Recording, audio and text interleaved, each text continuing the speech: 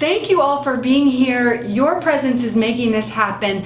I appreciate you all more than I can say, and all the fairies who you normally meet on live appreciate you more than I can say too. We just love sharing in this creative community with all of you, and you inspire us every day.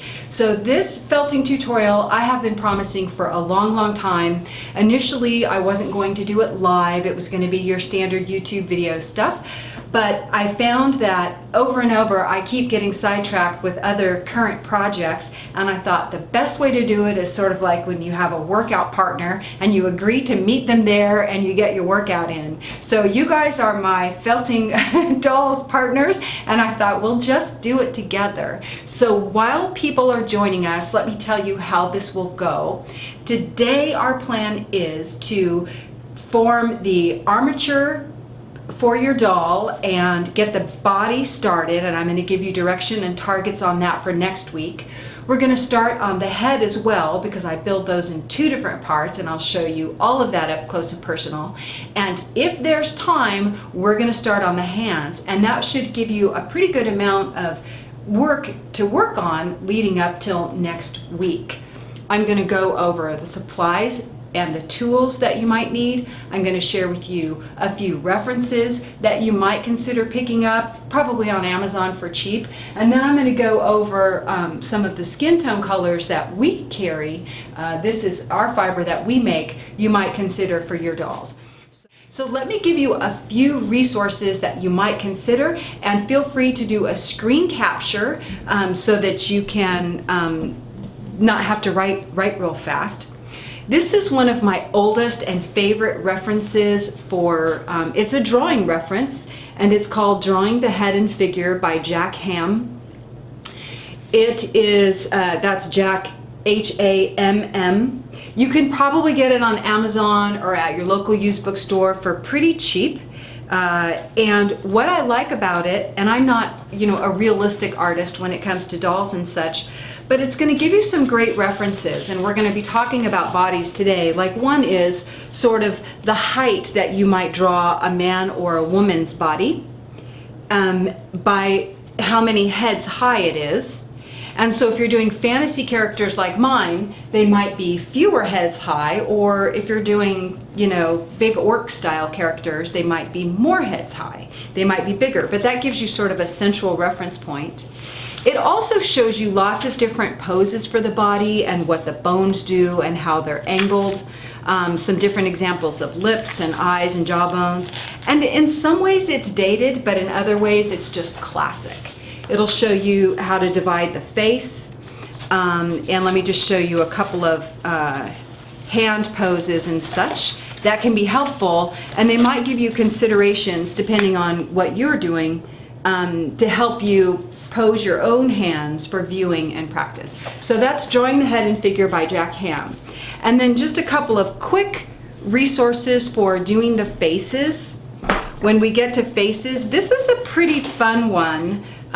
It's not the greatest quality images, but it's called The Artist's Complete Guide to Facial Expressions by Gary Fain. That's F-A-I-G-N. And this book has lots of drawings in it, but it's going to give you some interesting details of facial expressions and what the mouth is doing, what the jaw is doing, what the eye is doing. And this again is for illustrators, but I think even when you're sculpting, it's really helpful. So it's really helpful to look at yourself, but it's also helpful to look at photos of other people. As an example, this little picture I used for the face of one of my dolls. And what you'll notice is not only a chubby little fellow with a big beard, but notice how his eyes are turned down while he's smiling, and they're almost closed, and how chubby his cheeks are and the smile on his face. Just bring that in as close as I can. And that face, this little guy, helped me create this guy's face, although I decided to have his eyes open more. So this book is fun, and here's just like another similar picture I happened to find today of this little girl, and notice how her eyes are turned down. So you might consider a facial expression book, as well as looking at just photos of people. And then I have just one more, which I find really valuable. And this is called Facial Expressions by Mark Simon. And what he's done is take photos of a great variety of people, starting with different age groups, different weights, different ethnicities, making lots of different expressions. They're not all making the same expression, and they're not all the greatest actors when it comes to making that expression. But what it does is it helps you to see how that particular person's face changes as they make different expressions. And often they have an example of someone's art from these samples that he gave. Caricatures, different styles of art. So it's really a great book. I love that it really varies the type of people so you can get a lot of exposure. And again, this is Facial Expressions by Mark Simon. So those are 3 solid resources, and I know that there's tons and tons more, but these are in my personal library and I wanted to share those with you. Okay, so I'm going to check in here and see who is with us. Okay, great. All right, so I see people are still joining in, and I know a lot of people are going to be watching later. So we're just going to keep going, and the next thing I'm going to touch on before we turn our cameras down are some considerations for skin tones. So I know some of you have purchased the doll kit for this felt along from us. That is available on our website, and we've linked to it a few times. If you can't find it, just go to livingfelt.com and search for needle felting kits, and you'll see it right there. It's a bundle that includes pretty much everything you'll need to make this doll, including 2 colors for the clothes and a color for skin tone. It also includes the wire and some free bonuses like a facial detail pack and felting needles. You don't need that. We just put it together to support people who want it all in one bundle. So what I would like to show you are the fibers we're using today. And the first is going to be our core wool. Your kit may include, if you get the kit, may include our batting or the roving. We've been out of stock on the roving because it's just been hugely popular. That'll be back in stock late, probably next week, mid to late next week. So if you've already ordered your kit, you probably got the batting. And these are the colors that we suggest for skin tones. This is our MC1 batting, and I'm just going to show you that right up close. It's called MC1 bat, and I'm not sure if that's focused because my computer's on a bit of a delay. And we have a variety of skin tones that we suggest you might like for your dolls. So this is pale peach, peachy, latte, which I use for a lot of dolls. This is sand, linen, caramel, clay, espresso, and dark chocolate. So you can see this doll is espresso, and this doll is latte. This doll is caramel. There's a lot of variety you can choose for skin tones, and we know there's not just one. He is sand, she is sand, he's latte. So you can choose, if you do get a kit from us, you can choose any skin tone, or you can just choose those colors standalone by a couple of ounces. Okay, so we're going to make our armatures. If people are still chiming in, say hi and let us know where you're from. If you're here for the first time, say that. Let us know that you're here for the first time. And before we turn down, we're actually going to start building our armatures. I'm going to show you the tools, other tools you'll need. But before we turn down, are there any questions I can answer just based on what we've shared so far? Anything I haven't told you that I need to tell you to prepare? I'm going to wait because there's about a 15-second delay on my side, and I'll tell you our plan is to do the felt along in 5 sessions. I hope we can finish. If we don't, we'll go into a 6th, and that one will have to be from my home studio because we'll be having 3 days of needle felting classes here with Kiyoshi Mino during that 6th week. So we're going to try and get it done in 5 sessions, and let me tell you what those sessions will be, at least our plan. So today we want to do the body armature, I'm going to show you some options for that and what your target is for building up the body. I'm going to show you the head armature and what your target is for that to prepare to make the face. And if we have time, I'll show you how to start the hand armature the way I like to do it now compared to how I did when I first began needle felting. The next session, I think we will probably do faces across 2 sessions. And then I would like to do clothing in its own session. It could happen that we have to break that into 2. Needle felting, and yes, I want to show you wet felting clothes. And we'll finish our doll. Hair and ears and stuff usually can come last, at least the hair often does. And we assemble the body later once the clothes are made. And so I'm just going to tell you why before we turn down the cameras. At least it's a consideration. Sometimes with dolls, you might want to make, I like to make dolls with oversized heads compared to the rest of their body, and I like to make the clothes really close fitting. So if you want to have clothes that don't require buttons, closures, zippers, things like that, it can help to put the clothes on the doll before we put the head on the doll. And the same with the hands sometimes too. I like big, kind of bony, often exaggerated hands, and if you want to put on really fitted clothing, it can help to put them on last, but you don't have to do that. That's just our basic plan for assembling our doll. Create the body and the head, build the hands, because that takes time, make the face, and then plan your hair or your costuming, do clothing probably in a couple of sessions, and then put our doll together and finish them up. Okay. So a couple of people are commenting about the doll of me behind me, and I did not make this one, but I wanted to include it for people who are interested in making a more realistic doll, which is not my forte, but let me show this to you. I'm going to show you the artist's name also.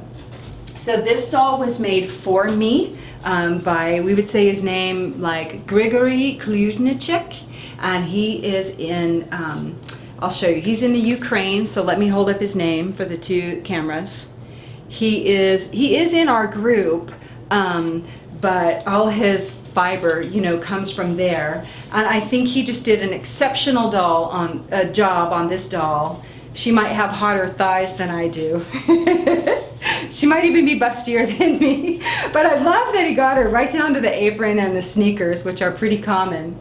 And he used a number of photos of me to make this doll. So if you're trying to make a caricature doll or a doll where you're modeling a specific face, I suggest that you really get multiple photos of different views, because when you're making a doll, you're going to get a lot better proportions and planes of the face if you aren't always looking straight down. Sometimes you want to turn the head this way and turn it all around so that you're constantly thinking of its wholeness while you're making it. So definitely get lots of photos if you're going to try and emulate a particular face or a character.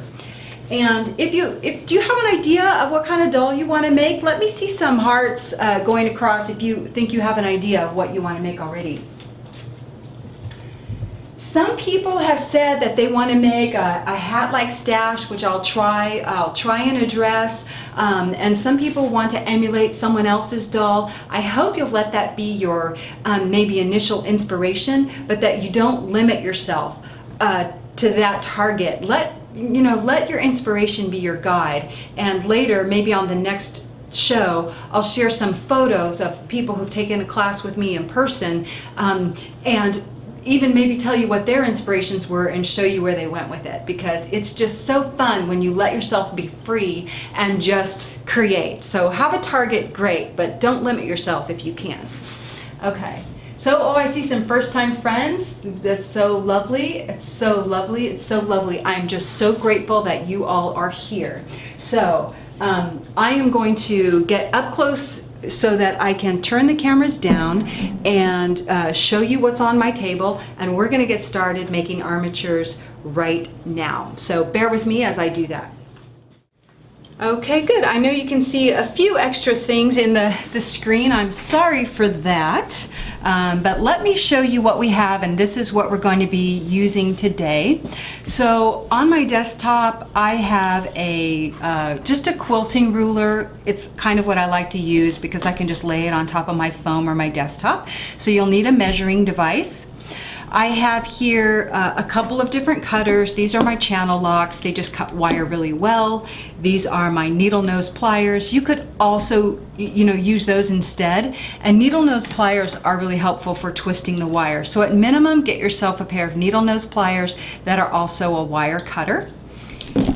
These are something I've just picked up recently. I don't use them all that often, but I guess they're used by beaters to straighten wire. So if it's just bothering you that your wire is too bent, you can use it while you're coming off the spool, and you can just straighten your wire using these, and it kind of straightens it out. So I don't know, I'm still playing with it. I've only used them, I don't know, 3-4 times, but I got it like at a beading supply, jewelry beading supply. Okay, so let's look at the wire. This is all available in our shop. You might find it somewhere else, but this is our 12 gauge wire. This is what a 50-foot spool looks like, but I've pulled plenty off of it. The 12 gauge is larger than the 14 gauge. So the 14 gauge is thinner.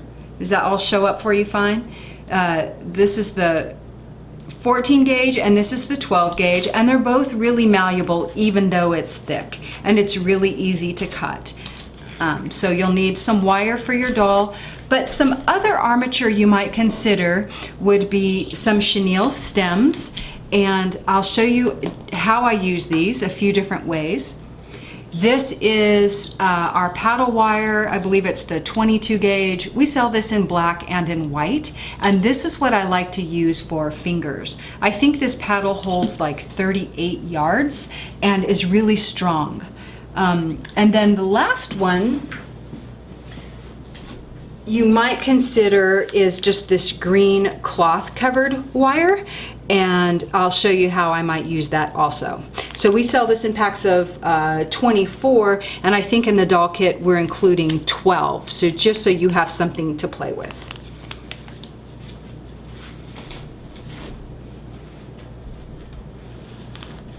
Fun. Oh, people doing, I'm trying to read what you all, I need to get a bigger monitor in here. Okay, so just a few more supplies. This is some floral tape. If you ordered our kit, we included that as well, and I think we're just getting that up on the website today. Yeah, you can get this at the craft store, and it could be any old color, and we'll just use that to help our wire bind together or cover up some pointy ends. A variety of felting needles. Today I'm probably mostly going to use my 32 and my 36, which are both very coarse needles. We'll use coarse needles to make a firm foundation, and then a collection of felting tools. These are the pen tool. This is our metal 4-needle tool, and you can put any size in these. I have this loaded with 4 38 spiral needles, and I have this one loaded with 4 42 triangle needles for smoothing and finishing. So this is the tool I use the least, but it can be nice for needle felting on a ball. Okay, I'm gonna scroll. Let's see, I want to see, are there any questions? There's a small gadget that does what too? Janlyn says there's a small gadget that does that too. What is that we're referring to? I don't know what we're referring to. Okay, I'm gonna get set up here to make our first armature. Are y'all ready? Let me see a round of hearts. I'm not used to talking to myself all day. Well, if I do, I wouldn't admit it, but okay. I am going to get a big piece of foam up here, and I know that seems really close, and I'm going to show you a few armatures, and then I'm going to show you let me show you the target for today, okay? And I'm going to get this up just a little bit closer, and I'm going to wait to see my doll. I might need to adjust my camera here. Bear with me. Oh, there he is. Okay, I'm going to come back just a little bit. All right. And look at this guy. Bear with me, guys. I'm gonna adjust my other camera. Okay. So this right here is going to kind of be our target for you to get to next week. Nice booty, belly like you like. I very often have a doll with a very narrow upper body or joined to the neck. Naked feet is going to be fine, and naked arms. So notice, while we're still together, that this wool is only wrapped to the elbows. And if you were here in the beginning and you heard me say that we build the hands separate, that's the reason. We want to leave this bare until we get our hands mounted on nicely. So this is going to be your target for next week, is to build your body. And also hopefully to kind of build a head. So I'll help you try and get to this point today. We'll make a head. Now this head may not go with this body, but I always have bodies and heads lying around. And if we're fortunate, if we can get it done in time, I'll show you how to make fingers, how I make fingers so that you can get started on your hands. Okay. Luann says she needs a foam this big. I think that this one is our 16, this is our 24 inch wide. So I think it's 18 by 24 inch wide. So you can get it from us. So I'm going to tell you these measurements. Here's what we got. We have the, remember the 12 gauge is the thicker wire. Of the 12 gauge, you are going to cut two 19-inch pieces. These don't have to be super, super, super exact, but it'll help you kind of corral them if you get them about the same. And this is how I like to use my great big block here. That's why I like it so much. So you can cut your 19 pieces. You're going to cut two of these. Set those aside. Then we're going to cut most of our wire from the 14 gauge, which is the thinner. You're going to cut two 19-inch lengths for this also. That's going to give you two 12 gauge and two 14 gauge. These are going to be for your arms, legs, and torso. So set those aside. That's your arms, legs, and torso.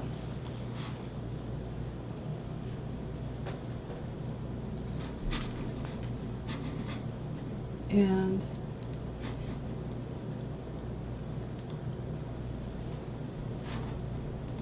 okay, then I know y'all are cutting. For your feet, you're going to cut two of the thinner, the 14 gauge, at 15 inches long. 15 inches long. So two of those for the feet. You can kind of set those aside. I twist mine together just with a little bit of the chenille stems if you just want to kind of keep them corralled until you get back to them. And then we're going to cut two for the head, and I do these about 13 or 14 inches long. So two also of this thinner 14 gauge. Cut two of those for the head. Sonia says slow down. Don't worry, Sonia. I'm gonna let me type it in right now, and I'm gonna pull them up here and show y'all what we're gonna do while y'all are cutting your wires. I'm gonna pull them up here. So there's no way we're gonna needle felt all of this in real time, but you can come back and review this. And I'm going to show you what we're going to do here. We are going to be making this figure pretty much right here. This guy. Get my...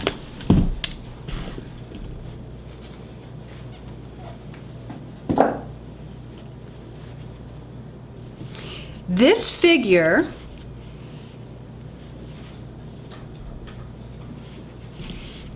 right here is the underframe of this one, and this little loop here is what we're going to mount our head on. This is not going to be the head loop.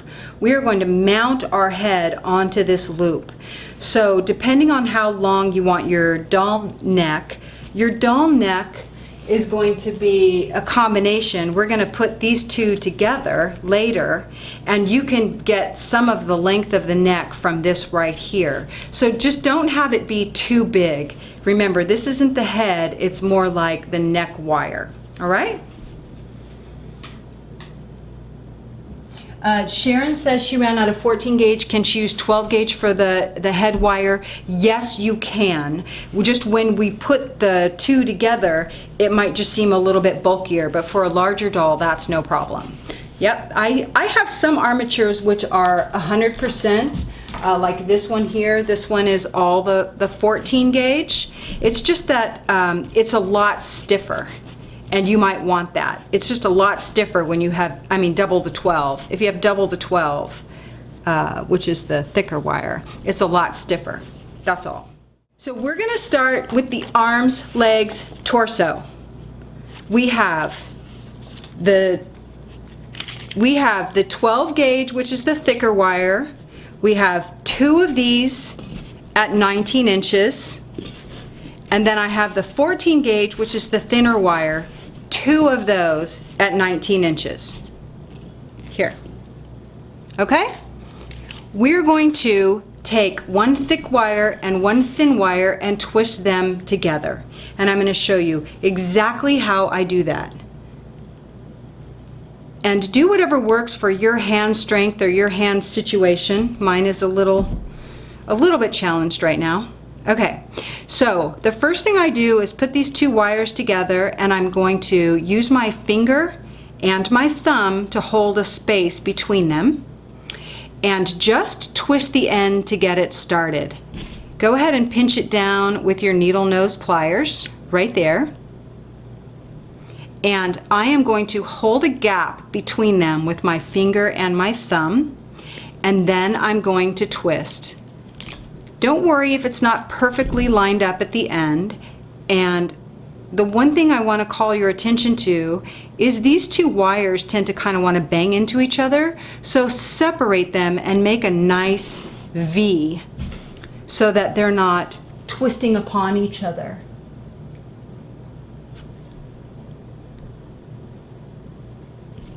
Okay, here we go. So you can use your needle nose pliers if you need to twist. Or if your hand strength is good, you can just twist. And notice that I'll keep these apart, and all I'm doing is twisting these two wires. Because they're two different weights, the thin wire tends to wrap over the top of the thicker wire, and that's totally okay. Our goal is just to strengthen the wire and to give ourselves simultaneously something more for our wool to grab onto.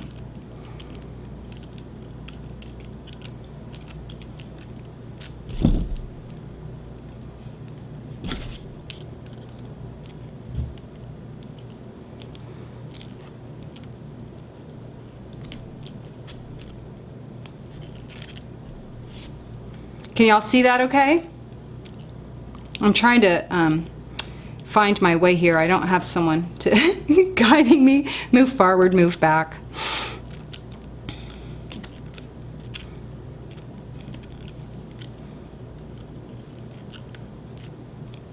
Okay.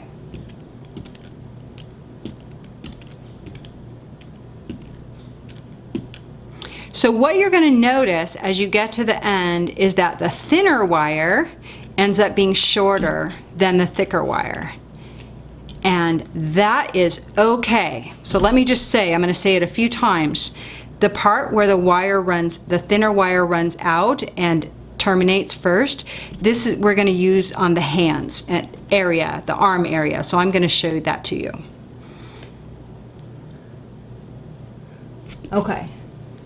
So now I have two. I made one earlier, and we have two of these that are 19 inches long with the 12 gauge wire and the thinner 14 gauge wire wrapped over the top.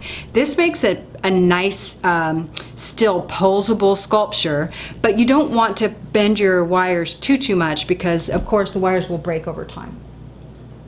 Okay, is everyone good? This is just a sample armature, so keep that in mind. You might start with this one, and I'm going to show you, after we get this one made, a few different examples so you can play with your own.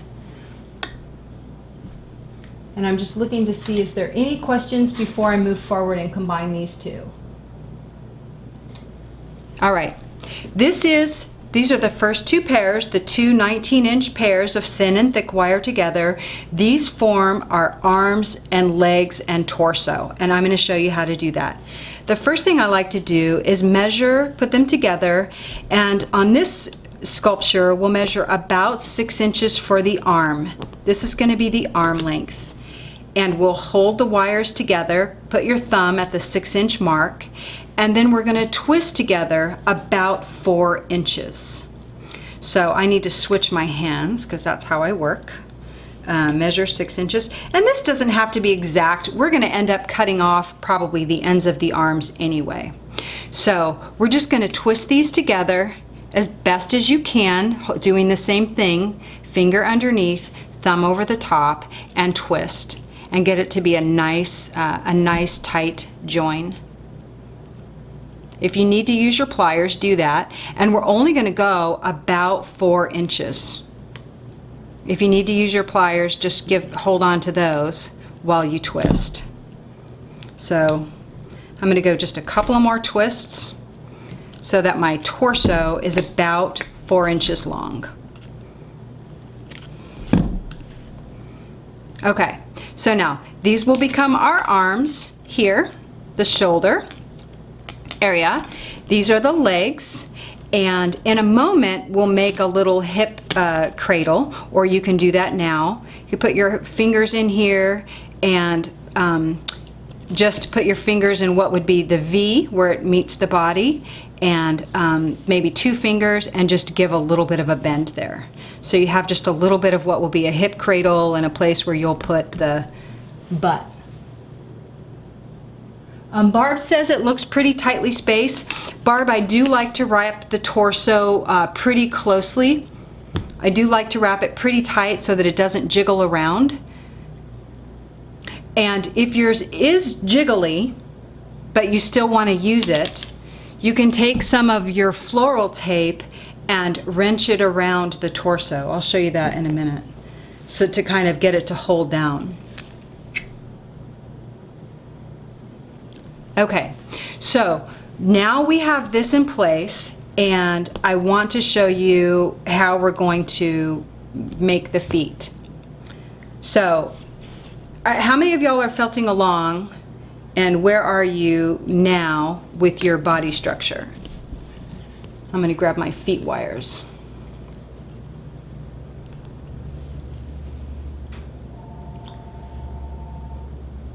Sharon says my hands must be strong. My hands are pretty strong, Sharon. Yeah, but this will help you if you feel like you don't have good hand strength. And you could also try wearing like maybe gardening gloves or some leather gardening gloves if holding on to this wire bothers you. But a little bit of gloves might be helpful. I'm seeing some body ready, one leg is longer. You know what, Janlyn? So Janlyn says one leg is longer. So let me troubleshoot that with you all just real quickly. One leg is longer. You might see, can you make an adjustment here in the hip? It's okay, because we're going to be putting a lot of wool on these bodies. So you have some room where you could pull some of that wire up for wrapping if you want. You could stand him up and trim it down now if it's largely longer, but if it's just a smidgen, I would take it up here in the hip if you can. Okay, so Michelle's still working on her first set of twists. And you know what, Michelle, that's okay.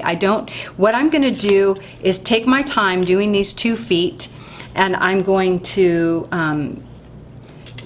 y'all can come back and watch that part, okay?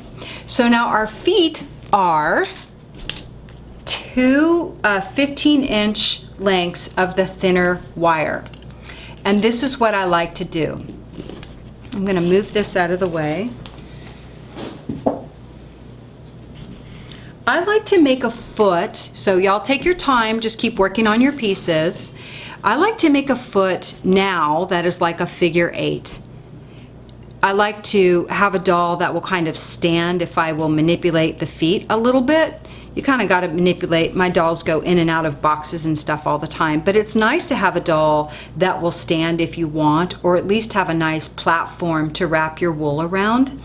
If that, I'm going to show you how to do that, and if that just feels like too much when you get to that point, you can do, I have some big boat feet. Where are they? Oh, okay, so I have some big boat feet which don't have a figure 8 pattern, and I'm going to show you how to do this. But if you want a doll with just obnoxiously large feet, you can make big loops, and you might use your the thicker wire instead of the thinner wire if you want them to have big feet and really stand. So while y'all are catching up, let me show you some big boat feet. Alda here, she's really my mini me doll, the one. She has some big obnoxious boat feet, and I made them purposefully really big and then made each individual toe. So she will stand on these great big feet. And I have great big feet, so she got great big feet too. So if you don't like making the figure 8 pattern, you can always come back and consider making some great big supports for some bigger feet.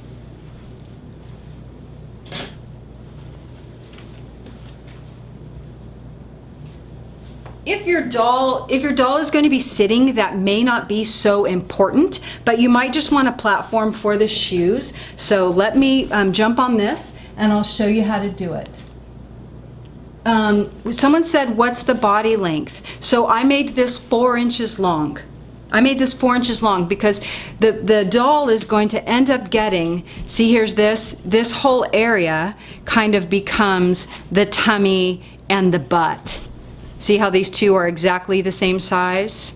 And all of this ends up getting filled in with, depending on how you shape your doll, you can make it any way you want, but this is kind of how these two come together, and you can see that they're the same size. Does that help? Okay. Someone says they like big feet and they like that they can stand, and we'll work towards that as we work on shoes, because you can also build shoes that are really nice supports, and I'm going to show you how to make those when we get to costuming. So let's make some feet for this guy. Oh, and I put mine together backwards, not that it matters. I thought I put them together the right way. I like to leave this on the hands part because I end up cutting it off on the hands, but we're going to put this wire right on the leg. And let me show you how we do this figure 8 deal. I'm afraid I'm going to poke into my phone, but I'm going to go for it anyway. Here we go. I like to take this wire and start it right about the knee, or what would be the top of the thigh. And I want more than 50% sticking off the end of the foot.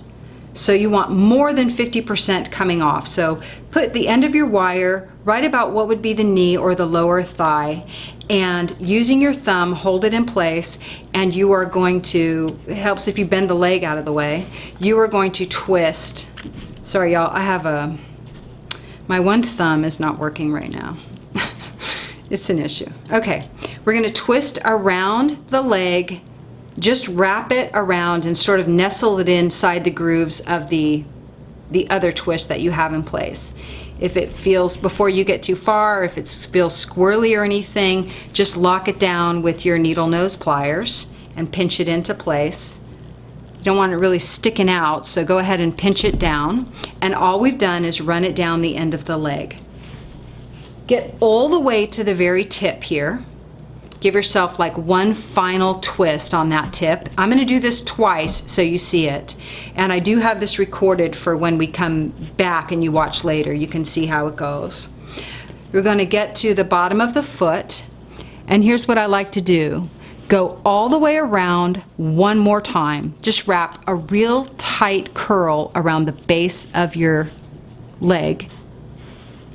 Put my thumb inside there and twist this up to about the size of my thumb. About the size of my thumb. So my thumb would fit in there a little bit bigger. go ahead and set it flat on your deck. If you're working on a table, go ahead and put that flat on the table. Make it bigger if you want, or whatever size you want. And come, holding it straight down, come around that leg wire again. And pull it tight, as I'm pulling this really tight against the leg wire.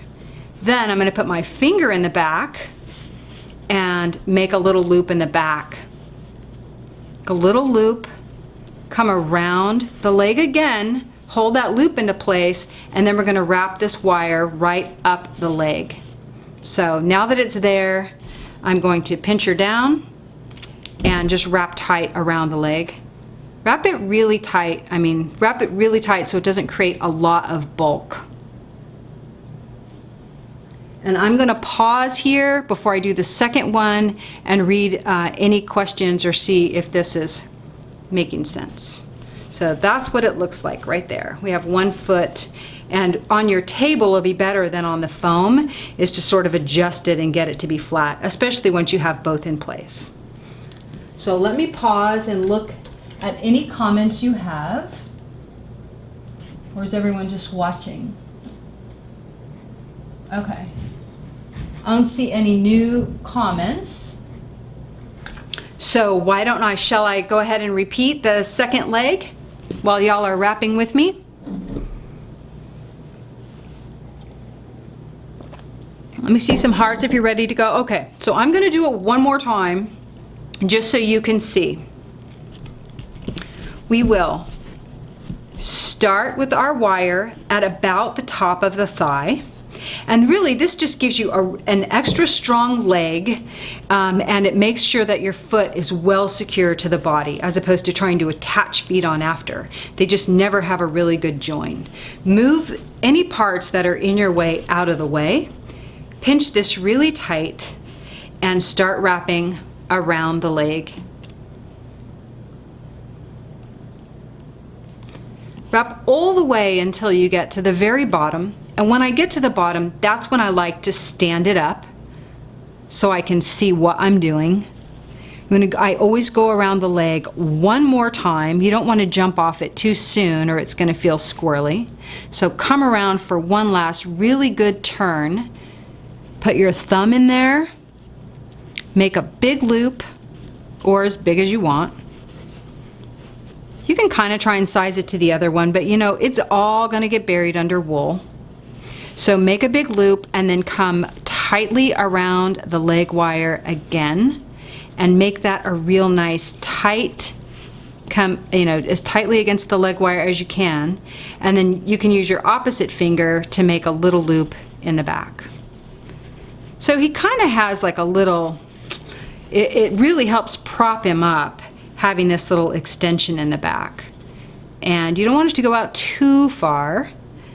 Stick your finger in there and then wrench that tightly against the leg. If you make it too tight, you can just pull it back out. Take your time on this so you don't go too far one way. And then just, if you need to fix it, you can always use your needle nose pliers, get it into place, and then just wrap this back up the leg. So that's all I'm going to do is wrap this tightly back up the leg. Stacy says, I must need safety glasses the way I have this flinging around. You know what, Stacy, when I made my largest doll, I felt that way. The wires were like 13 inches long, and I thought, I'm going to get hurt here if I'm not careful. You'll learn to control it, you will. And remember to just lock this down as tight as you can and see, look how my leg has gotten all twisted. That's okay, you can just twist it back. So I'm gonna get my guy out of dance position, he's in total groove position, and straighten him out and get his feet all straight. Usually I work right on the table, but I know that's going to be a little bit far away for y'all to see. So straighten your feet and get them all flat and get him so that he's back in his standing position for you. And then I'm going to show you, before we move on to the head, let's look at the floral tape and how you might deal if you have some jagged bits, if you're worried about those poking you while you work. Let's look at working with the floral tape.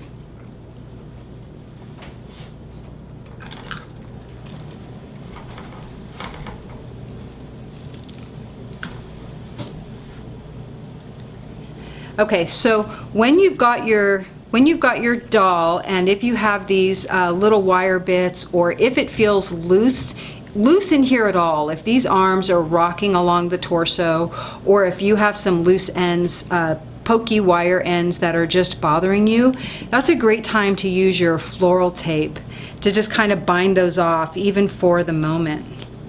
If I can find the end of my floral tape, I might need help. I think I'm tearing apart the middle of it. Anne just walked in, so I'm going to let her help me with the floral tape. Oh, Janlyn says her stands on her own. Yay! And we have a couple of people checking in from Utah. Marjolaine, Janlyn says she's having fun. Sharon, don't worry about being behind. And the master has saved me from the floral tape. Floral tape is fun. You can just tear it off. Thank you, Anne. And you can work it. Oh, see, I got a mess going. I may not have said bring small scissors, but that's a great thing to bring. Okay, you can just tear off a little bit, and floral tape is really nice because you can just wrench it down and it stretches. So if you have these loose bits that you want to cover, then wrap your floral tape around and pull it really tight. It stretches and it grips at the same time. So anything that's loose or anything that's pokey, go ahead and cover up with your floral tape. And don't run the whole thing with floral tape.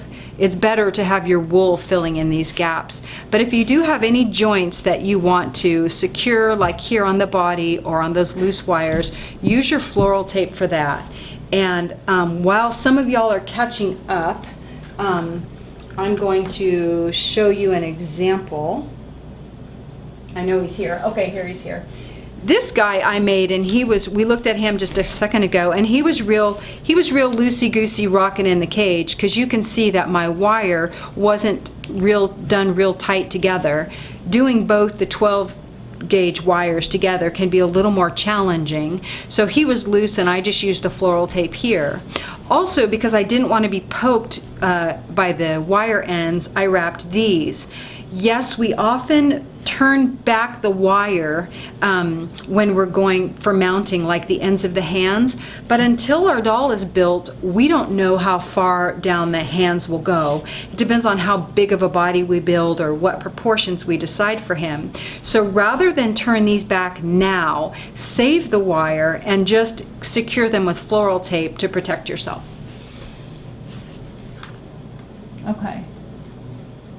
It stands. Joanne says it stands. And Sue says hers has big feet, size 11. I love it. Size 11 feet are good. Awesome.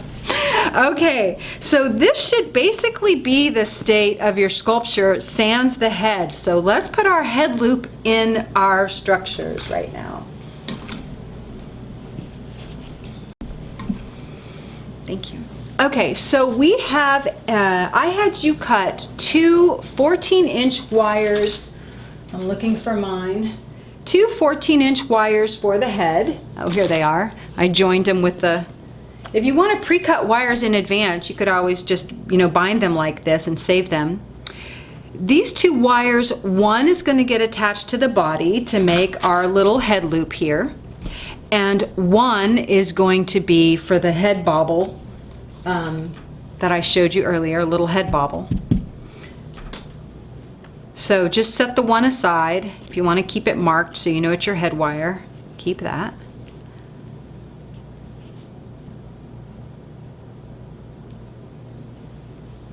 And this is what we're going to do. Now, remember, what we're going to do is just bend it in half.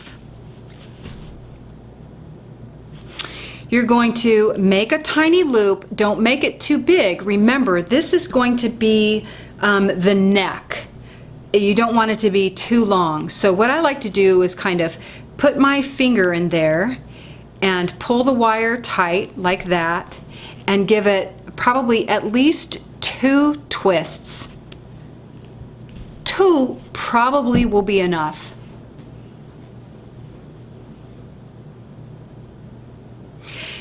Now, while a few people are catching up, I want to make a suggestion, and that is, if you are making a doll for this workshop, Make an armature and save it and set it aside so you can refer back to it, and then make another armature for your doll. If you don't want to do that, then make one out of the green or floral wire so you know what you did, or make one out of chenille stems at least so you know what you did. Now look at this little guy. He's singular. He doesn't have a dual twist in his arms and legs. Oh yes he does, but they're both white. That's what I say.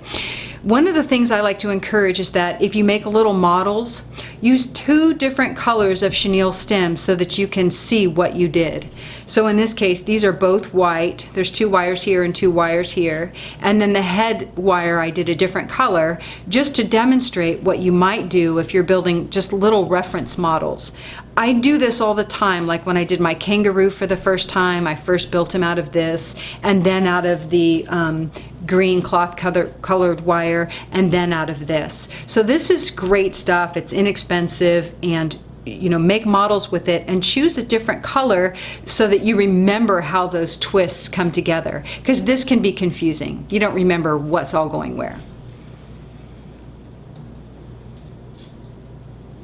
And someone says, so if you got the doll kit from us, you did get the pipe cleaners in there, the chenille stems. All right, this is how our head wire goes on. All we're going to do is seat the 2 joins together, the 2 V's, so to speak, and we are going to, if you're feeling uncertain, if you feel like this is not going to be enough of a head mount, add 1 more, maximum 2 more twists. And if it ends up your head loop is too big later on, you could cut it. Trust me, you can fix almost anything. But this is what we're going to do. Join these 2 together, get one out of the way, just let it be with the arm or something, and then wrap this one around the body really nice and tight. So in this one I went under and over. I went from this side to that side. And on this one, you're going to go the opposite way. So if you went this way the first time, counterclockwise, then go clockwise on the second one. And just wrap it really tight around the torso. This is going to give you such a strong torso. What you'll notice is that I don't create a cage. I don't create a big V here for the body. I don't think you need it. This is a very strong torso, and when I build an armature, especially for a doll or humanoid or whatever, I try to minimize the amount of wire that my felting needle will bang into. And so we can make a really strong core without having this big V come down. That's just my way. And once we start wrapping wool, you might also find it valuable. So make them however you want. And just before we start wrapping the wool, and while people are catching up, I'm going to give you just a few more examples of armatures that you might do, like this one, or things that you might look at. My arms seem short, can I extend them later? Patty, if you stand now and hold your own arms down to your side. And notice that your wrists, if you're proportioned about the way I am, your wrists probably come down to your hip flexors. And then your hands extend down to about halfway down your thighs. So when we add the hands to our dolls, then we're going to have a wire structure like this. It's a lot cleaner than this, but this is the raw form. And so you can plan to build it. See how this would be way too long? It would be way too long if we just plunked the hand onto the end of this. That would be his hand down to his knees.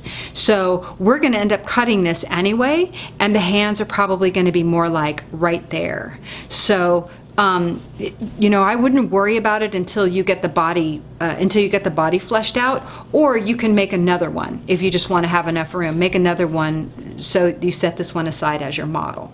Does that help?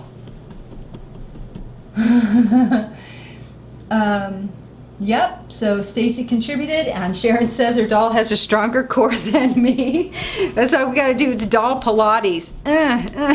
Okay, let's look at just a couple of armatures here. I wanna show you one For a little tiny doll that isn't meant to be too strong, these are just the 14 gauge wire singular. The feet are just bent under. You know, we still have the head wire, but rather than having something wrapped down the arm, I took the head wire, wrapped it around the torso, and also just up around the shoulders. So you might just build a little something like this if you're making a small doll. If you're not sure and you want to play with things, go for the hybrid until you figure it out. So just like we were looking at the chenille stems, when I teach I often do this, you know, in person. Just play with the chenille stems so that you get an idea how long you want things to be. These are pre-measured. The green floral wire is 18 inches long. I think these are like 12, but you can play with them as you plan things out. So make hybrid models and play with your designs. And then here's one more for a little doll that you might consider. So this has the stronger wire, the 12 gauge with the 14 over the top. These are the non-complex feet, so not the figure 8, just the big loop-de-doops. And I'll just talk about that real fast while people are catching up. But then for the arms, rather than having bulky wire, because I want to make a tiny doll, I just use chenille stems. And when we attach the hands, which will be tiny, this will be real easy to cut off. And the other wire is too, but this will be real easy to cut off. You could also use the thinner wire, you know, for the arms, but I just want to show you that there's not one way. There's many different ways to approach it. And just find what you like and what works for you, and you might change it up depending on the size doll you make. My methods are very similar no matter how large or small my doll. The basic structure is there. So as we build our dolls, like this little guy is so similar to my larger dolls as well, how we built the clothes, the nose, the ears, the eyes, and he might be on a more simple structure like this. I think I did the green wire for him because he's just so tiny. So he doesn't need to have a lot of strength. I just needed him to sit. Joanne says she's still standing. Very nice. And so Lois is asking about do we bend the needles when, and so you know what, we're going to do our best not to poke the wire, and so I'm going to show you how to wrap it. What I have here is our core wool. It comes in a great big batting. However your fiber is, however the core wool is that you're using, batting is going to be a lot easier to work with than a sliver where the fibers are almost going in all the same direction. A roving is next level better, and this is our batting just torn into thin strips. Whenever I tear strips, first of all, I like to get things in a manageable length. So this 24 inches is about as long as you need to work with at a time. And when I work with them, whenever I'm tearing wool, especially when it's in a batting, or even like this in a roving, I like to fold it in half, so I'm working in sort of two halves, sort of flatten it out. And then if you tear it in half with your hands very close together, you can really control it. If you just try and rip it, it just tends to get away from you and get a little uneven. So we have these nice amounts here. It's kind of thin. When you do arms and stuff, if you jump to that, if we don't get as far as you get, when you're doing arms or things that are very thin, go ahead and take it down one more level.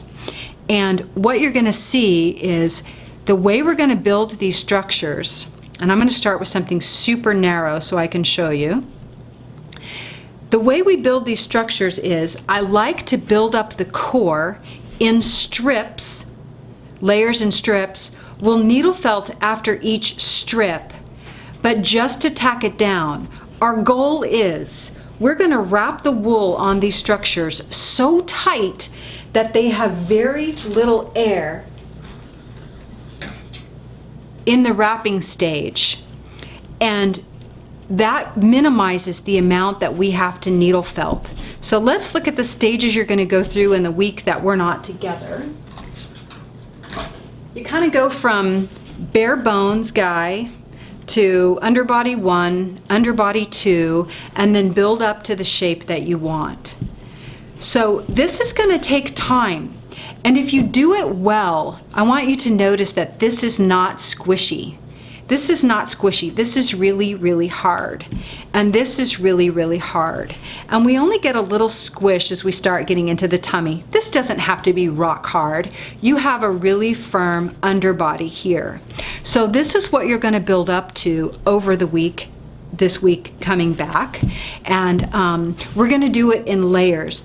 Each layer, remember, should be really tight and have as minimal air in it as possible, and that's going to reduce the amount that you have to poke. So let's look at how we do that.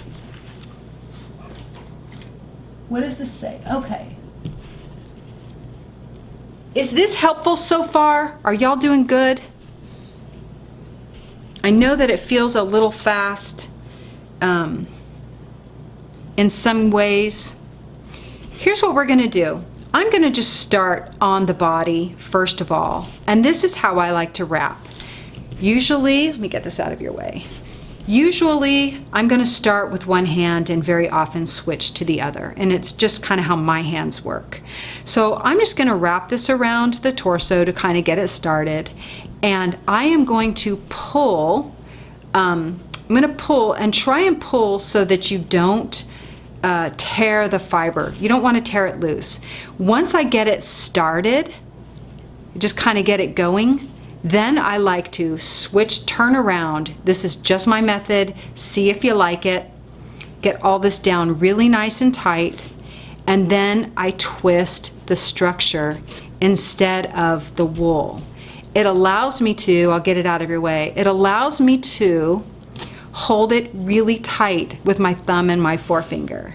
I'm holding the wool down flush against the structure. And you can go right through the crotch area now, the little seat. Go right through the seat if you want, and just anchor it on there. Notice that all I'm doing is twisting the structure. You don't even have to think about it very much. And then you can come back up to the body, and then go under the other leg. Just keep twisting him. If you get confused, you can just go back the other way. It doesn't even matter. Right now, we're just anchoring this fiber on. And all we did was wrap around those two legs. I'm holding really tight now. There's no air between the wool and the body.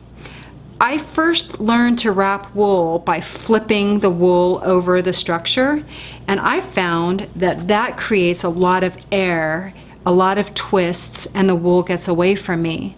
With this manner, I'm able to really control it. So now we can start to build the shoulders if you want. Mostly we're going to build this body torso. Someone says, can you use wool roving for the body? So I did just touch on that a second ago. If it's true roving, it's going to be more like this, and the answer is yes.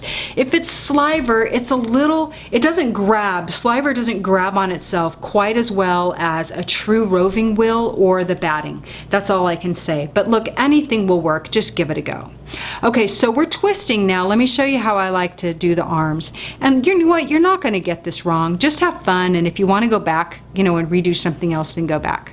So usually I like to go under right up to the neck, and then you can go, notice how I went like over the shoulder and under the arm. We're not going to go down the arm right now. I just want to start it there, and you're kind of creating like a little figure 8 around the shoulder.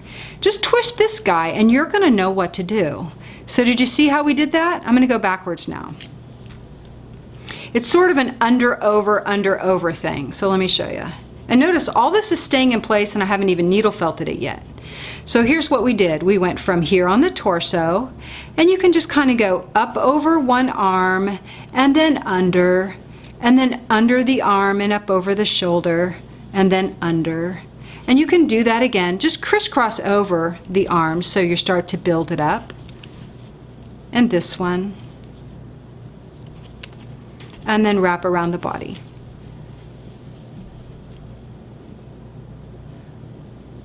So Mona said, what type of wool are we using? This is our CW1 core wool. This is a little bulky here. See how this is a little bulky? You're the boss of this wool. Don't let it boss you around. So you can pull off the bulky stuff. The most important thing is that you hold it tight. And Mona, I'm going to show you that, and that is on our website under felting wool, wool for felting and needle felting, and then core wool. So now we get to the very end, and this is where I'm going to needle felt. That's it. This is all I am going to needle felt right now, is that little tiny bit. So we don't have to bang into the wire. I am going to use my 32 gauge felting needle, and I'm just going to tack it down right there. That's what we're going to do. Tack that down. Everything else is really firm. There's no air in it. We don't want to needle felt all this till it's rock hard. We want to have a little receptivity for when we add the rest of our wool. You might see some European books or some older books where people wrap string around to hold the wool down. If you, around there, rather than needle felt, they'll take a big wad of wool and wrap string. If you wrap your wool really tightly around your structure, you won't have to do that. You can just wrap it tight, needle felt the ends down, and then begin again. They said I'm leaving the structure too much. Okay, so let me try and get back here. It's hard for me to watch the screen and do that. So I'm going to do this part again with a new layer, and you're going to see what I did. Okay, so I'm going to use a little thin piece of wool. Whenever you start a layer, start right on the body and just tack that down. When you're first doing the bare wire, obviously you don't tack it down, you just wrap over it. Just tack down those ends so that they're laying still when you begin to wrap.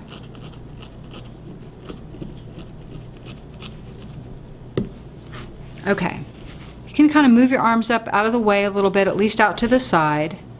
Twist your doll. Get it going a few times, and then when we do the arms, I like to kind of come under the opposite side. So here we go, like from around the back, up over the top, and then back to the body.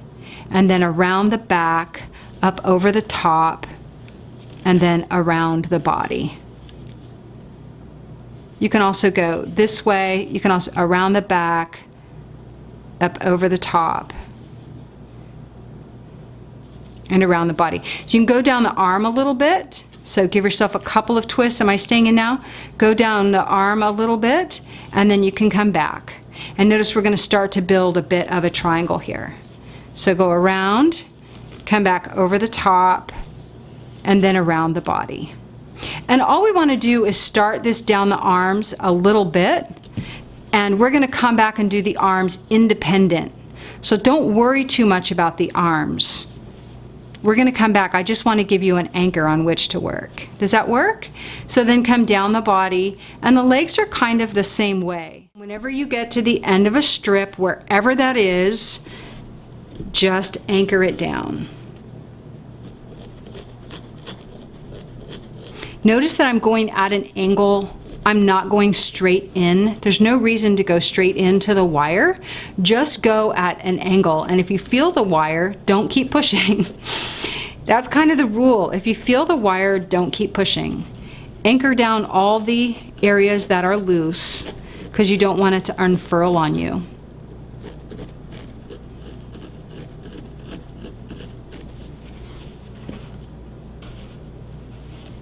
Maybe some people, maybe some people's viewers are different. Some people can say they can see perfectly, and some people say they can't. So maybe some people's screens are chopping it off differently, depending on whether you're on a phone or tablet or computer. So I appreciate your feedback on that. And let's wrap a little bit more.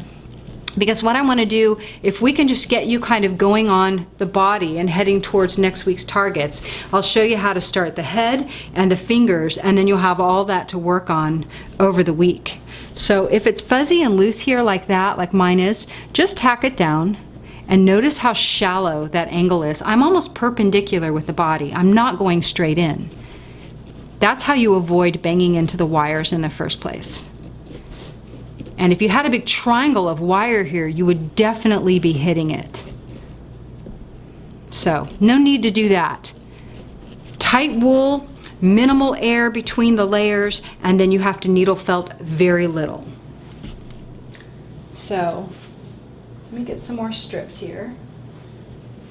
Make your strips, if you have squirrely strips like this, see it's all thin here and thick here, don't work with them if they're unruly. Give yourself nice strips to work with. Let them be uniform. Okay, so let's keep wrapping this, and in fact, so we're gonna wrap all the way down the legs, and you can keep building up the body as well. So remember, anchor at the body wherever you are. Go ahead and anchor it down before you get started. This is just kind of repeat for people who need it. Wrap. I'm twisting my sculpture. That's just what I like to do. You may not like to do it that way. That's totally cool. You don't have to. Now if you want, you can just kind of go down one leg. So notice I kind of go over the top of the leg portion, and now I'm going to wrap around the leg. Still twisting the body. You can get that other leg out of the way, and I'm still twisting the body, and I'm keeping it very, very tight. So notice that even though I have this big bulk of wool here, notice how tight it is down on the frame. So this finger is flattening and pulling tension while this hand twists. I'm also going at a bit of an angle, so I'm not just straight. You want to always be working your way down the sculpture as you work. I don't have any floral tape in here or anything, so the wire is just going to grab right onto it. And we're going to go all the way down to what would be the ankle. And you can get all the way to that ankle point, approximately, since your foot is on there. You can decide what you want to do with shoes later. And then I just work my way right back up that leg. If it feels too bulky, I mean, this would be a really skinny leg, but if it feels too bulky, you can tear it off. I like to tear off not at the end. I would rather be in the middle where I'm going to cover up those end fibers again. I just find it a little bit easier to wrangle them when possible, the cut ends. So when you get to the end here, you can twist it between your hands, grab really tight and twist between your hands, and let the wool grab onto itself. Now don't let go for too long before grabbing your felting needle. So let me grab my felting needle and just make sure that I've anchored it down. If your 32 feels too coarse, or if you don't have that, then use the 36. These coarse needles really compact wool, and notice that I'm not bouncing. I'm not bouncing. This would do nothing because these blades are so coarse, the barbs are so coarse. So this is the example of 36 is going to go in just a little more easily. And make sure that you turn it over and just go through the back. Really, you just want to anchor it down. There's no reason to needle through to the foam. Needle to the middle, to the middle, to the middle.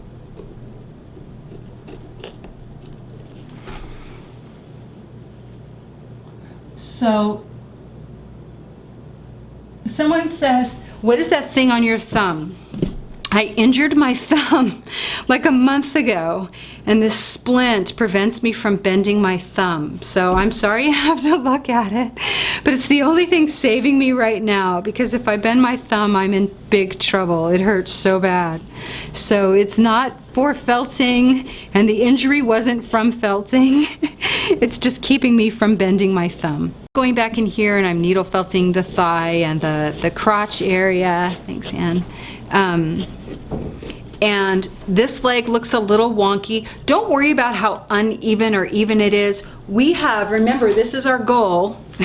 We have a lot of wool to add, and your shape, your body shape might be different. We have a lot of wool to add, and you may not add any more wool on the ankles because core wool on the ankles, because you might decide to make all the rest of that costume pants or of some kind. So I wouldn't build up too much bulk down there unless you know you want to make a beefy doll. We can use your final color for that, and you can add more to the thighs. Let me just do the arms with you for a quick second. We'll at least do one arm.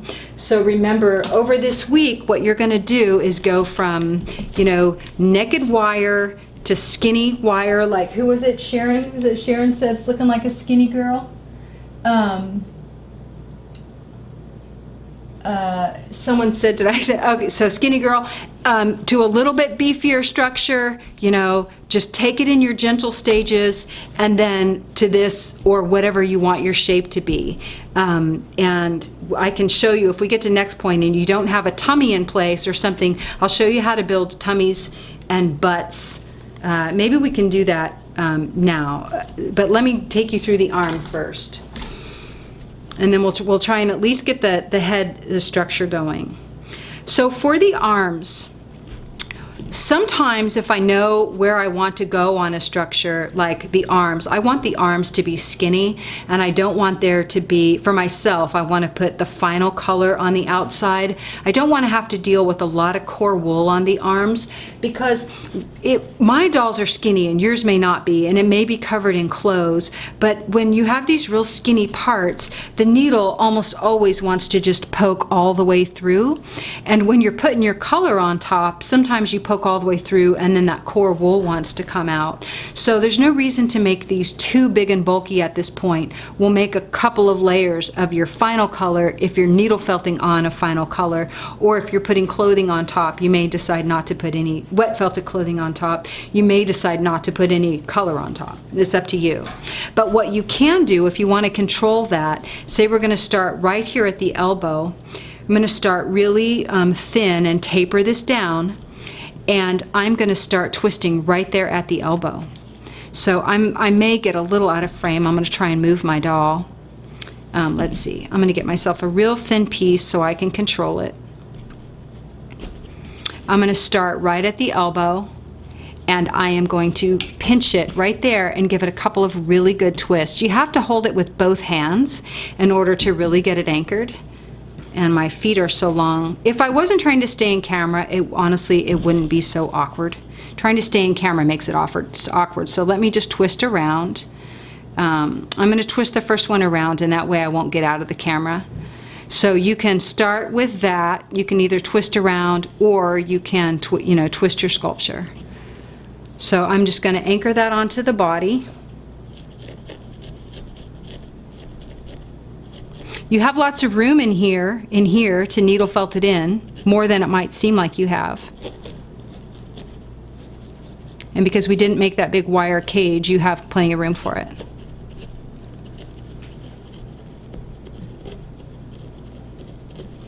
Okay, so now we're going to go again. So you can go from here to the end, or from the end back. If you go from the end back, it just keeps you from having like a bunch of unplanned bulk.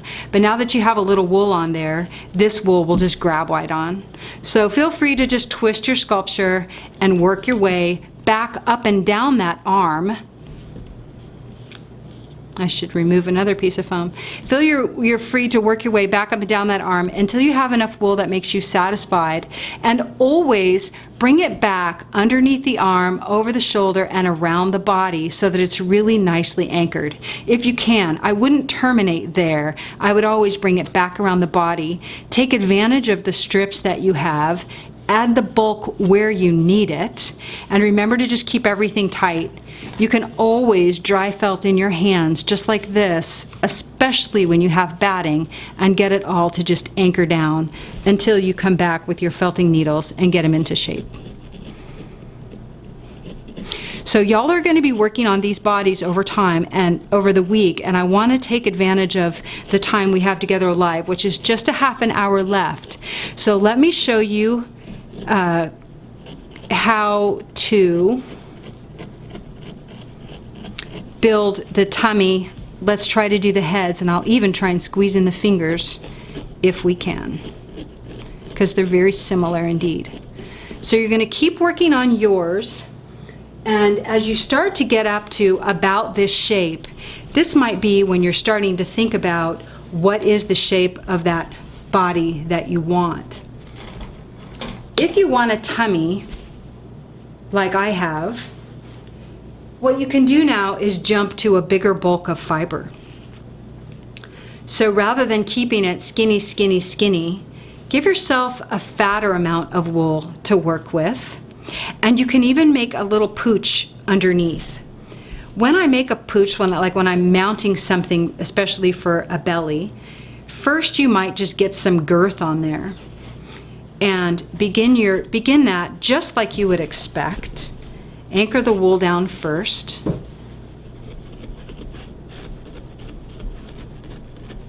Just get it into place. And wrap the wool just where you want it. The thing with a tummy, if you build it just the tummy, you're going to want to probably build the legs too. So wrap around the tummy a couple of times. Go ahead and leave it, go ahead and keep it really tight. And then just come around one thigh and then come back. What you can do is then go around one thigh and then back around the tummy, and then we're going to go down the tummy and down the other thigh. It helps you control it a little bit better.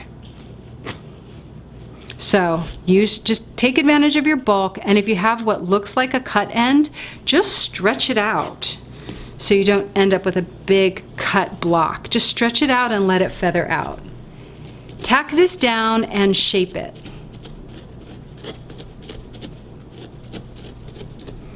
You see, we're going to get some shape on our doll right away. If you have a multi-needle tool, if you have one loaded, this one has 2 spirals in it. This is a great time to kind of use them when you want to make a little more headway. You have a little more wool on the body of your doll. This is called the clover or pen tool for those who haven't used it before, and changing the needles is super easy. If you visit that page on our website, I show you how to do it and how I use it. But notice that I'm not banging into the wire, and when you feel the wire, you just ease up your pressure. The one thing is, for those of y'all who are new, and for those of you who have seen me needle felt before, I just say the most important thing is to keep your eye on your needle. It's best not to watch TV. You might be trying to watch me now, but try not to watch TV while you're doing this, because that's when fingers get poked and it really hurts.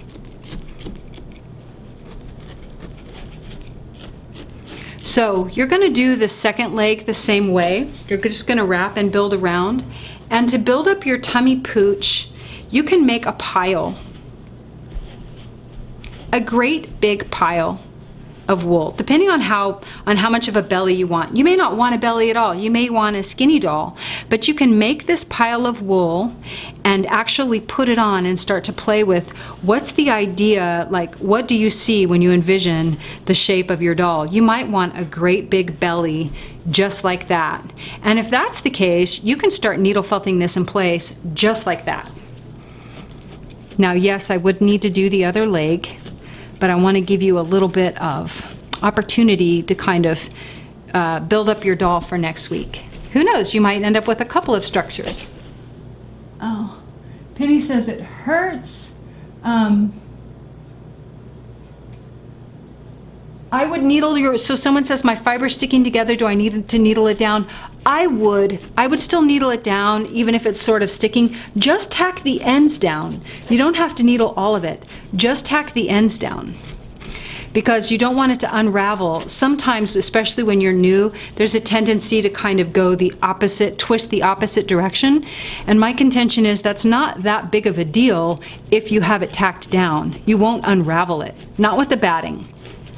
But it's better to kind of tack it down. So now this is the first time we're getting a little air in our doll, and I don't need my sculptures to be rock hard, honestly.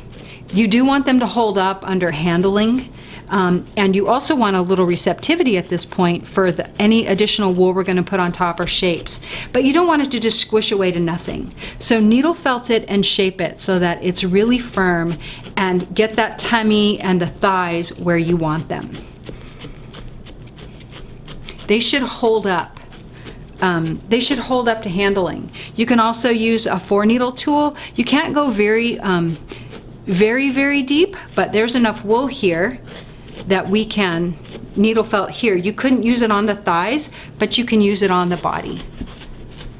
So you can take a lot of air out with that. We'll go around the back. Let me show you how to build the butt. Even though my doll is kind of roughed and in a bit of a draft stage, I'll show you how I make the butt, and it's the same way that you make breasts.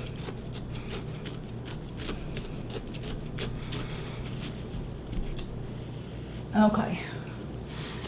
Y'all welcome to ask me any questions if you want right now. We just have about 20 minutes, and this will be the first session, so I'm going to super hurry so that you can at least be working on your head shapes for next week. And it's going to be real easy now that you've gotten this far. So to make, this is the derriere section. I would keep, on my doll, I would get all of this uniform and flat before I attach the caboose, but I'll show you how we do that. Whether you're making breasts, cheeks on the face, or cheeks on the hind end, what you usually want to do is start with 2 pieces of wool that are the same size so that they match. You kind of want to match the cheeks or the breasts or whatever you're making. So I just take a piece and split it right in half. And to make the rear end, what we do is we kind of make, I kind of call them a fold, but I have these ends loose, and I'm folding this over to make a lot of bulk. I'm not like wrenching it down or anything. And what I always do is just kind of eyeball it first. So what you'll do is, this will be the inner part of the cheek, if you will, and we would attach it right there. So let me do that and you'll see what I mean. All these ends are loose, and that's where we attach them. And we'll shape it kind of once it's on the doll. I'm needle felting down the top first, and then what would be the join of the 2 cheeks, probably the best way I can say that. It can go underneath, because you can build up the thigh on top, because you wouldn't have a big butt probably. You could just have a big butt, but you would end up building up the thigh as well. So you can build up the thigh in advance, and you can also build it up after you get this into place. And you don't have to have as much wool as I have here, but I'm going to make it really firm. Baby's got back. And then what you do is you kind of bring it back around the front so that you pull that wool kind of tight. So pull it back around the front and then needle felt it down.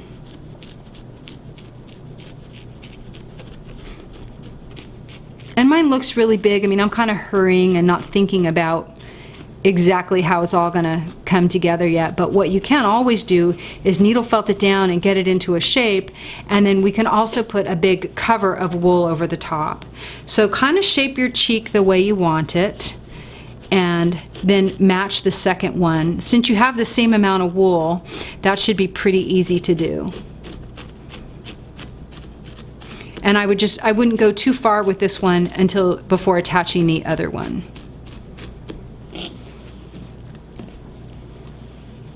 Meaning I wouldn't shape it down 100% without getting the other one into place.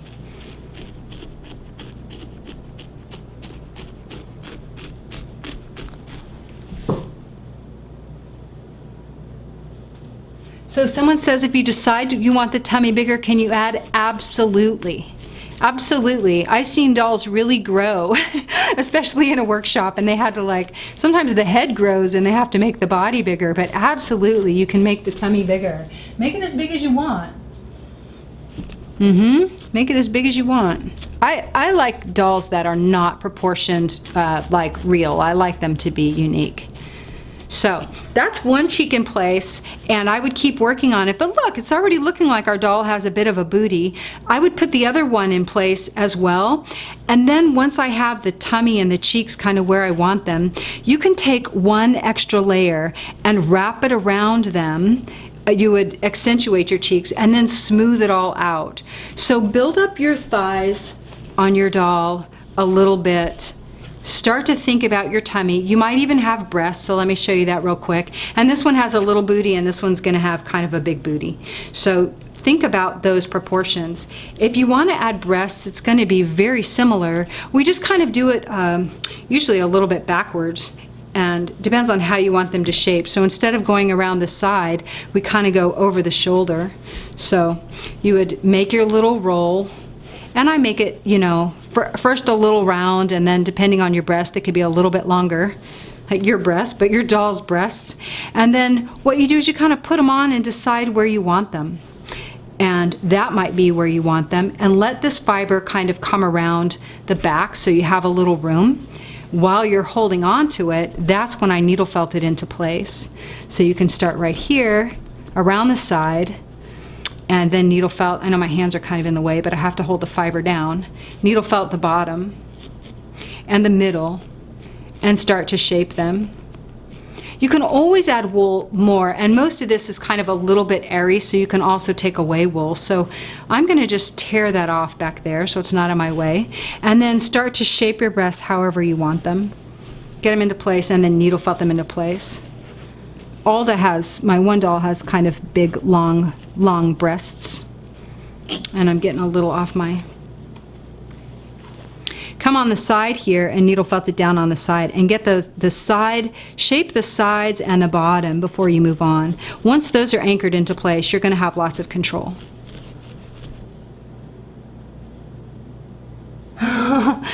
I love, Sharon says, I love this. There's over 140 of us here watching. You know what? I love it too, and I hope it's helpful. I know that many of us do things differently. My way is by no means the way. It's just a way, and I might change it up again and again. You know, just, and I definitely have morphed over time. So anchor this down in the back. You don't have to have all this extra, but I never mind using it, taking advantage of it while I have it. And then usually before I shape the breast, I'll kind of get the second one into place so that I can shape them at the same time. Let me see if I can grab this. So Alda, she won't mind. So Alda, my mini-me doll, she's pretty formed under here. Pretty formed, that's kind of a way to say. She's kind of endowed. Just to give you an idea, we'll strip Alda live. And so I just gave her these little lumps and then left kind of space in between. And she has a great big tummy and no booty to speak of. But just have fun, you know, with your shapes. She's a really unique shape and has super huge cheeks. And when we do the faces, I'll show you what face she was modeled after. So that kind of gives you an idea of how you might shape them. And then we can cover them up with a skin tone if you want to later. If you're going to be needle felting clothes on, you don't even have to put a skin tone over top. And that saves you lots of time. So while I have a few more minutes with you, let's make these so that you're ready for these next week. This is so easy. All I really want you to have, you don't even need a chin to speak of, all I want is a ball on a stick, basically. So let me find my head wire, or a head wire.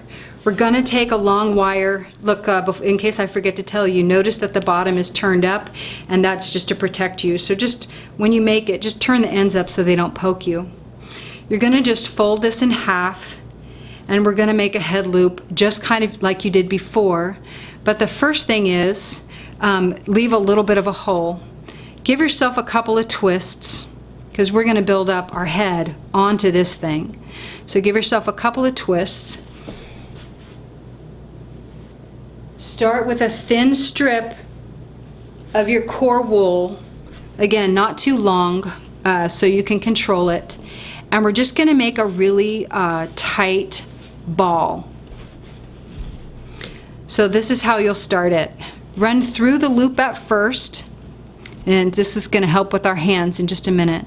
Run through the loop at first, and then go ahead. This loop is going to be your grabber. I've done these a few different ways, and this is one of the ways I like to do it. It's really pretty easy. So your loop becomes a grabber, and you can just actually pinch it shut. If it helps you to have a little bit of a ball, you can leave it. Make a couple of these. You'll want to play with a couple of faces anyway. So all we're really going to do is twist this wool around to start, just like we did with the legs and such. Hold it really super tight and get one big round of wool on there. Pull it tight. If it's easier for you to use your foam, you could stay on your foam. But what I want you to do is hold a lot of tension so that you don't have a lot of air in there. If you're losing it, if it's kind of getting away from you, then pause and tack it down before you go too far so that it's just kind of anchored. If it's hard to control, just tack it down so that you kind of have a little bit of a support while you roll. First, we're just going to wrap this first piece around, and notice that I'm using my finger to sort of make like a faux bottom, and this is naturally just getting rounder. The top is going to be kind of flat to start. No worry about that. We're just going to keep building up on this ball. So all I've done is roll a pretty beefy little strip around the wire loop.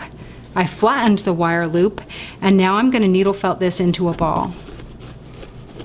This is kind of the quickest way. There is a way that's slower and a little more methodical and will make it even tighter, but I didn't want to put you through all that pain. This will be kind of the quicker way. Just remember to hold the tension down while you get your wool to tack down. And notice that I don't needle felt just in one place for a long time. I'm gonna bounce around and needle felt first the loose end and then shape all the rest of the fiber. How big you want your head, let me say, you got to leave room to build up the face and the hair.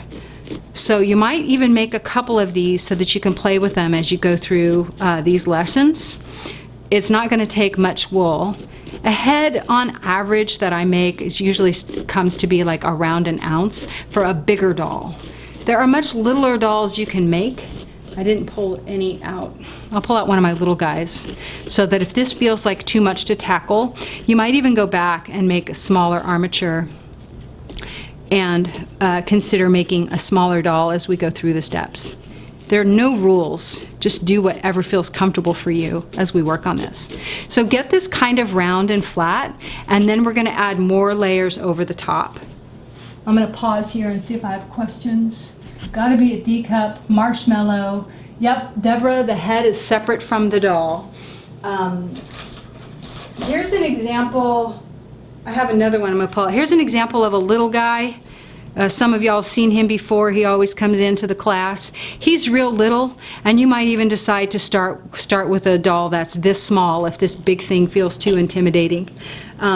So this is another doll. Her head is buried in a bag somewhere. This is a littler shape than the ones that we're working on now. So it's just a little bit smaller, and you might decide just to tone it down a little bit. She has a littler head. Her head, let me grab it.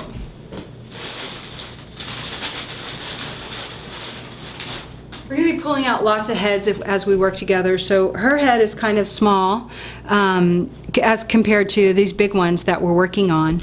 So just do what feels right for you. There's no right way or a wrong way. You can keep it really small, or you can work about the size that I'm working on in the lessons. So keep wrapping around your ball, get it nice and smooth so that at least when we come back together you have a nice round shape mounted on the wire. That's really all you need to achieve, and I'm going to show you how to shape that face. So Stacy says, do I think this is roughly 3 inches? So this ball that I'm starting with, and we're gonna build up to it. We're gonna build up to that shape. So here's my ruler. I have this. It's probably, yeah, Stacy, you're about right. It's probably right about 3 inches, and I've added on a chin here, but I'm going to show you how to do that. So this is right about 3 inches. That would be nice. It's, you know, it's smaller than my fist, and you can always add on to it. We're going to build facial features onto this shape. So we have 8 minutes left. Do y'all feel, because I would love to show you and I'm going to answer Ginny's question in just a second. I would love to show you how to make the hands. So look, go from here to rough to here to smooth and keep building until it gets larger, okay? Bare wire, rough and chunky, smooth shape, bigger shape to match your doll. And Ginny says, do I ever wet felt the wool to make them smooth? No, I don't. This face is 100% needle felted, as are all of my faces. I do have a special trick I do with the hands now, and I'm going to show that to you, but I don't wet felt for smoothness. I needle felt for smoothness. And one of the keys to making a really firm body and a firm head is the firmer this undercore is, the easier it's going to be to make a nice smooth surface. Also, your wool choice is really important. Our MC1 fiber is short, springy, needle felts flat and smoothly, and that's why we make it the way we make it. So your wool choice is going to control smoothness as well as your technique, and I think, you know, firmness, having a nice variety of needles all the way down to a fine needle, and technique is really what helps control that. So Amberly says, are the kits in our shop, and if so, for how long? Yes, and indefinitely. We're offering these kits indefinitely. So now, for those of you who are eager beaver achievers and you want to get as much as you can between now and next time, I'm going to show you how to make your fingers. So I hope that you will have fun with this and play with this over the next week. I'll show you the hands to the little girl that I just showed you. I'll show you her hands, and I'll show you another set of hands, and then we're going to be done for the day. So this is a little hand for this little girl. This is for her, that thumb, I have to see which goes where. So this is her hand, and it's very small, and it's very strong, and it would hold stuff. And so I'm going to show you how we make these.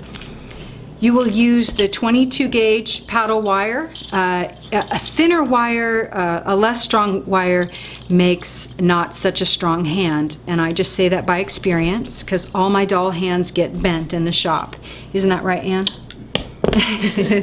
Ann just joined us. Okay, so I don't really measure these, to be honest with you, but let's say about 8 inches long. What I do is I make a whole bunch of these, and I always make more fingers than I need so that I have them ready. And I make these little appendages. Notice that there are 2 wires long, and then we're going to build the hands from them. So all I'm going to show you how to do today is how to make this. So it would help if I had a skin color. I'm going to use a color that you can see, and this is our clay. And this is what I do, almost just like we did with the head just now. I'm going to bend the wire in half, and don't twist it yet, just leave a little tiny opening. Pull off some very tiny little strips. So this is clay. We want tiny, tiny strips so that you can control the fiber. So I'm going to pull off as thin of a little strip as I can. Notice that I folded it over. And this is a little thick, but let me do it a little large so that you can see. When you do these tiny things, you want to work with tiny amounts of fiber, but I'll do it a little bit larger so you can see. And hey, practice this, have fun with it. So the first thing I do is I just put the wool through the loop, and then I'm going to pinch the loop closed. In fact, I'm going to twist it. So just use this as a little eyelet, if you will, hook, and then twist the finger wire. We are building not only the finger, but also, is it like the tarsal and the metatarsal? I don't know my bones. But you're building basically the finger and this portion so that we can then attach those and make a hand. You're going to want your wires a little bit longer so that they can wrap up the arm, or at least a couple. So if you make them all this length, make a couple, like this was an 8-inch wire, make at least a couple 10s so that you'll have room to wrap up the arm that we left. So here we have a little base, and we have some wool sticking out, and this is what you kind of watch closely.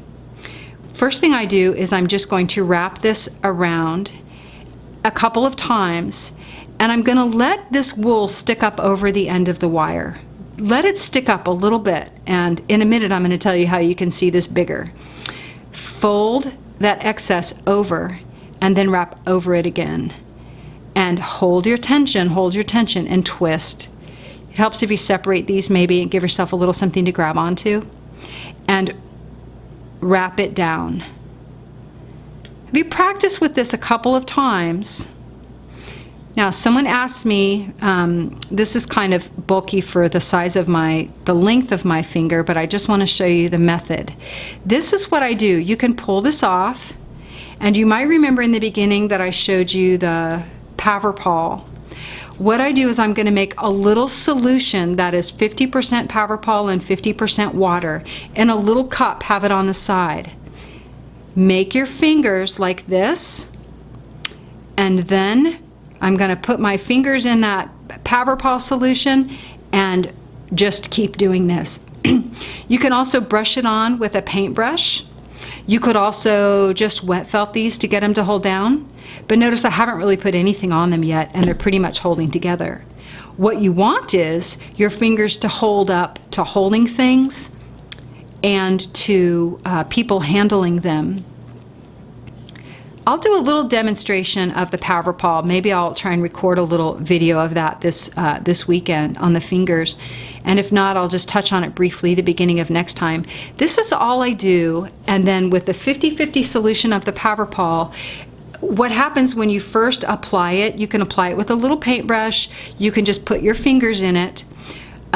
What's going to happen is it's going to look white and chalky. Just set them aside and let them dry overnight and make a whole bunch. These don't have the Powerpol on them, and they'll get roughed up over time. These hands right here have the Powerpol on them. If you don't like the feeling, just make one or two. If you don't like the feeling of once it dries overnight, then change the ratio to like 1/3 this and 2/3 water. Let me show you my little witchy's fingers. And we're going to be done here. This little witchy's fingers was holding on to the broomstick. Her fingers were done with the Powerpol also in a 50-50. And I know that they're really not going to get roughed up. They feel more coarse than the other fiber, but I'm okay with that because I want them to hold up to being handled. That's more important to me, and it doesn't really, once they dry overnight, you can't see the Powerpol anymore. It dries clear. If you were to put tons of layers on there, it would build up almost like a varnish over time, but we're just doing like one layer of 50-50. So it says what size wire? This is our 22 gauge paddle wire. It's a 22 gauge, it's nice and rigid. And I am going to, I love the teeth, I hope you show how to do them. Yes, we will show how to do teeth. Cool. So we kind of got started, right? You have your wire armature, you have the guidance for building up your body, you have the guidance for making your head, and you have basic instruction for beginning the fingers if you want to start those. Just make a bunch of little sausages, get those started, and if you don't have Powerpol, use some other fabric hardener that will dry clear. Some people even use a little white glue. And if you don't want to use that, just use a little soap and water and kind of wet felt them into shape. You'll be glad that they hold up over time and don't get so easily roughed up when people handle them. So I know that we have gone like just right up to the minute, and you know what, I thank you all so much for your attention, and thank you for being here. I hope you'll come back next week. We'll pick up on our faces, and what questions can I answer you before we go? I'm fine to stay. I don't need to just rush out this second. What questions can I answer for you before we meet again? Same time, same station next week. Y'all found it helpful? Good. Oh, I am not giving up my time at all, Fraser. This is a gift for me as much as it is for you. I'm so grateful that you all even care to watch and that you want to share in this experience. Really, I'm just so grateful to share this with you, and I can't, the real gift too will be to see how you feel when you make your own doll, because you know there's just so much to explore and there's so many directions to take it. But on a delay, we are here and we're available for you. We're open Monday through Saturday from 9 to 4. You are welcome to call us with your questions. Our number is at the top of this page, our toll-free number. You can email customer service at livingfelt.com. You can post your questions here and I will try and look back. Post your questions under this video once it's saved, and I will try and see if I can answer any questions. If it's at a later stage, I might just say, well, that's at a later stage. So if you're super anxious to keep moving forward, the only thing I would encourage, like if you're just one of those people who just forges ahead no matter what, the only other thing I would say to consider doing is you can cover your face with cover your head with your skin tone. Just one thin layer of the skin tone. If you're already experienced needle felting and you know what to do, then you can put one single layer on your head. I like it better than leaving it blank underneath because it helps you make sure all your spots are covered. Oh, you all are just so kind. I look forward to reading back your comments. Thank you for spending this 2 whopping plus hours with me. I look forward to seeing you next week. I'll look for your questions, and sincerely, I love you. I appreciate you. I'm grateful for you, and I hope you just have a fabulous weekend and be extra good to yourselves, whatever you do. I'll see you next time. We'll get some faces on our dolls. Bye, y'all. Thanks.